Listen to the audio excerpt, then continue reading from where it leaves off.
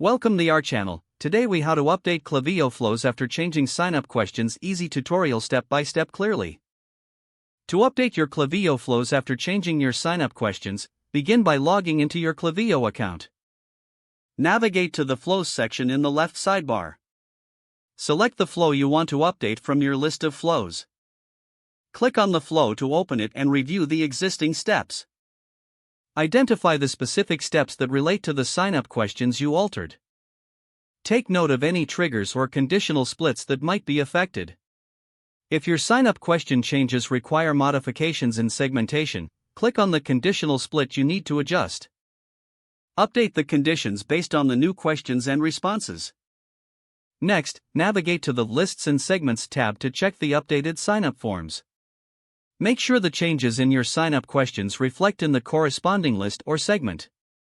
Return to your flow and review any email or message content that references the old questions.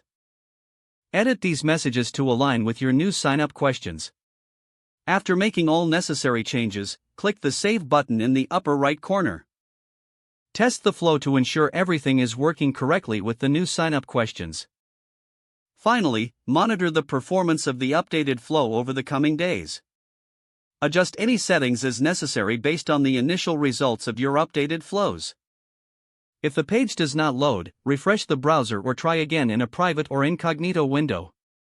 Make sure you are using the correct email address, then retype it carefully to avoid small typos. If your password is not accepted, use the reset option and create a new strong password you can remember. Check your spam folder for verification or security emails, then complete any requested confirmation steps.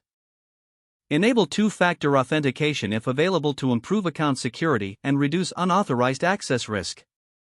After signing in, review your profile details so your contact information and settings are accurate and current. If you see an error message, note it down and try again after restarting your device and internet connection. Log out when you finish, especially on shared devices, to keep your account and payment information secure. If the page does not load, refresh the browser or try again in a private or incognito window. Make sure you are using the correct email address, then retype it carefully to avoid small typos. If your password is not accepted, use the reset option and create a new strong password you can remember. Check your spam folder for verification or security emails, then complete any requested confirmation steps. Don't forget to like this video and subscribe to our channel for more step-by-step tech guides.